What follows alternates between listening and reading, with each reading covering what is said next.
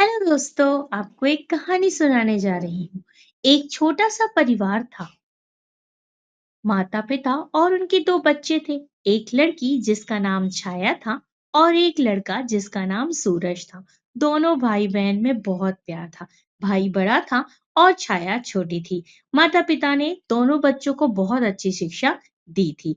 भाई जो था उसकी अब शादी हो गई थी और एक प्यारी सी भाभी भी मिल गई थी छाया को। आज छाया का परीक्षा थी। अब उसके माता-पिता ने कहा कि आज हम लोग तुम्हें परीक्षा भवन छोड़ने चलते हैं, क्योंकि माता-पिता और छाया का एक ही सपना था कि अच्छा पढ़ लिख कर एक ऑफिसर बनने का। और उस दिन तीनों कॉलेज के लिए यानी कि परीक्षा भवन के लिए निकल जाते हैं। और छाया को परीक्षा भवन में छोड़कर माता-पिता घर वापस आ रहे होते हैं। तभी उनका एक एक्सीडेंट हो जाता है और उस एक्सीडेंट में दोनों की मृत्यु हो जाती है, उनके माता-पिता की। यह दुखद समाचार जब छाया और उसके भैया-भाभी को मिलता है, तो उनके पैरों तले ज़मीन खिसक जाती है। तीनों बहुत दुखी होते हैं। इस तरह 10-12 दिन गुज़र जाते हैं। भाई जो था वो विदेश में काम करता था। अब उसे भी विदेश वापस जाना था और पत्नी भी उसके साथ विदेश में ही रहती थी। मगर दिक्कत यहाँ यह थी कि वह छाया को यहाँ अकेले छोड़े कैसे? और वो अपने साथ उसे विदेश भी नहीं ले जा सकता था। तो अब वो क्या करे? तो उसने सोचा क्यों ना छाया की शादी कर दी जाए। तो वो शादी का फैसला करके छाया को कहता है कि तुम्हारी शादी कर देता हूँ। मगर छाया उसके लिए तैयार नहीं होती। वो कहती है मैं शादी नहीं करूँगी। मैं पढ़ लिख कर अपने मम्मी-पापा का सपना पूरा करना चाहती हूँ। लेकिन अभी उसकी पढ़ाई को 2 साल बाकी थे। भाई यहाँ रुक नहीं सकता था और छाया को अकेला छोड़ नहीं सकता। उसने शादी के लिए रिश्ता ढूँढना शुरू कर दिया। सूरज यानी कि छाया का भाई एक बहुत ही बड़े घर का लड़का जो कि काफ़ी पढ़ा-लिखा था और एक अच्छी बड़ी पोस्ट पर भी था, उससे अपनी बहन का रिश्ता पक्का कर देता है और वह उसे अपनी बहन का सपना भी बता देता है और लड़के से कहता है कि छाया आगे पढ़ना चाहती है और तुम वादा करो कि तुम उसे आगे पढ़ाओगे। तो वह जो लड़का था वह मान जाता है और वादा करता है कि मैं उसकी इच्छा पूरी करूँगा और दूसरी तरफ लड़के वालों के जो माता-पिता थे, वो बिल्कुल नहीं चाहते थे कि लड़की पढ़े-लिखे और नौकरी करे। वो घरेलू लड़की चाहते थे। लड़के ने कहा, "एक बार शादी हो जाने दो, हम सब निपट लेंगे छाया की बच्ची से।" अच्छा खासा दहेज मिल रहा था, वो कैसे छोड़ सकते थे? और उन्होंने बस धन-दौलत की लालच से वह रिश्ते के लिए खुशी-खुशी तैयार हो गए। आज वो दिन भी आ गया जब छाया की शादी होने जा रही थी, मगर अचानक वहाँ हफ़्ड़ा-तफ़्ड़ी मच जाती है। सभी लोग आतंकवादी को देखकर हैरान हो जाते हैं क्योंकि वह आके हवा में गोलियां चलाने लगता है।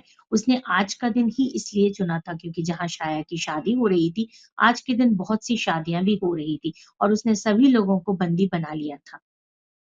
गोलियों की आवाज सुनकर सभी लोग बहुत घबरा गए थे और आतंकवादी ने सभी लोगों को एक हॉल में बंदी बना लिया था जहां पर बहुत से शादी के जोड़े भी मौजूद थे और इन्हीं शादी के जोड़े में छाया और उसका पति जो थे वह एक किनारे पर खड़े हो जाते हैं और वहां पर कुछ पुलिस वाले भी मौजूद होते हैं तो वह पीछे के दरवाजे से कुछ लोगों को बाहर निकालने की योजना बनाते हैं और वहां पर वो चुपके से आतंकवादी को चकमा देते हुए कुछ लोगों को बाहर निकालते हैं, परंतु इतने में आतंकवादी को यह खबर लग जाती है।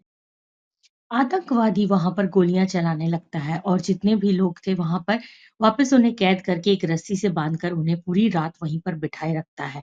इसी तरह रात गुज़र जाती है। सुबह जब पूरी सेना आती है और वह आतंकवादी को पकड़ लेती है और जितने भी लोग वहाँ पर कैद थे, उन सभी को वहाँ पर छोड़ दिया जाता है और वो सभी अपने-अपने घर चले जाते हैं।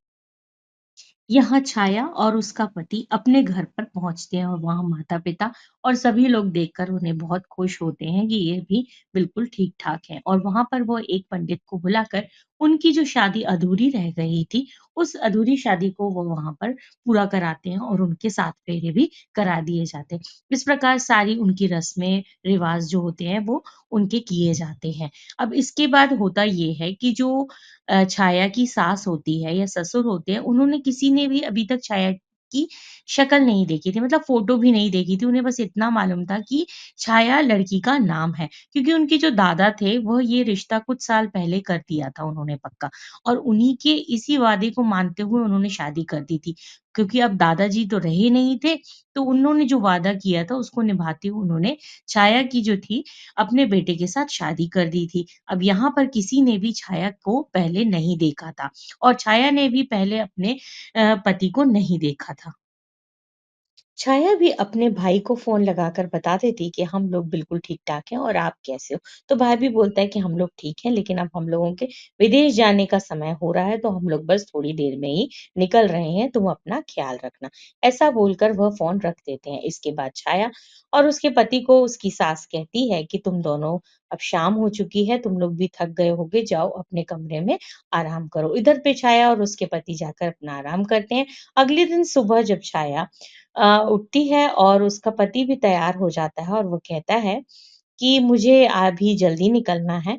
तब छाया अपने पति को रोहन कहकर पुकारती है। तो जो उसका पति रहता है वो चौंक जाता है कि ये मुझे रोहन क्यों बुला रही है। फिर वो सोचता है कि शायद छाया मुझे प्यार से रोहन बुलाना चाहती है। तो फिर वह छाया से कहता है कि तुम मुझे अपने कमरे में कुछ भी बुलाओ तो चलेगा मगरंतु हमारे यहाँ पति का नाम नहीं लेते हैं तो तुम नीचे किसी के सामने मेरा नाम मत लेना। तो उसकी भी पत्नी कहती है ठीक है। वो कहता है कि मुझे दुकान जाना है, कुछ काम है तो मैं जा रहा हूँ, कुछ दिन के खाने तक आऊँगा। तो तुम भी तैयार होकर नीचे आ जाना। छाया कहती है ठीक है। छाया जब अपने कमरे से नीचे आती है तो सभी लोग हॉल में बैठे हुए रहते हैं। तभी उसकी सास छाया से आकर कहती है कि आज तुम्हारी पहली रसोई है, तो तुम आज रसोई में कुछ मीठा बना दो। हो सके तो हलवा बना देना। अब छाया सोच में पड़ जाती है क्योंकि छाया को तो कुछ बनाना आता ही नहीं है। पर उसे याद आता है कि उसकी भाभी ने एक रेसिपी की बुक दी थी, तो वह अपने कमरे में लेने को जाती है। वह रसोई घर में जाके हलवा बनाती है और हलवा बनाते हुए देखती है कि हाँ, कितना अच्छा बनाया है मैंने पहले और उसे बनाकर बहुत खुश होती कि चलो फाइनली हलवा तैयार हो गया। अब इतने में उसकी सास आकर कहती है कि ये हलवा तुम सबसे पहले भगवान के यहाँ भोग लगा दो। और छाया हलवा ले जाकर भगवान के मंदिर में भोग के लिए रख देती है और वो वहां से चली जाती है। इतने में दुकान से राम जो है यानी कि उसका पति जो है छाया का उसका नाम राम है। वो आके देखता है कि यहाँ हलवा रखा हुआ है। जब वो हलवे की शक्ल और उसका रंग देखता है और उसको उठाकर खा के देखता है तो बहुत ही गंदा और कड़वा लग रहा होता। तो उसे समझ में नहीं आता है और वह हलवा उठा के ले जाता है और वो एक हलवाई होता है तो वो खुद अपने हाथों से बहुत बड़े हलवा बनाकर वहां रख देता है।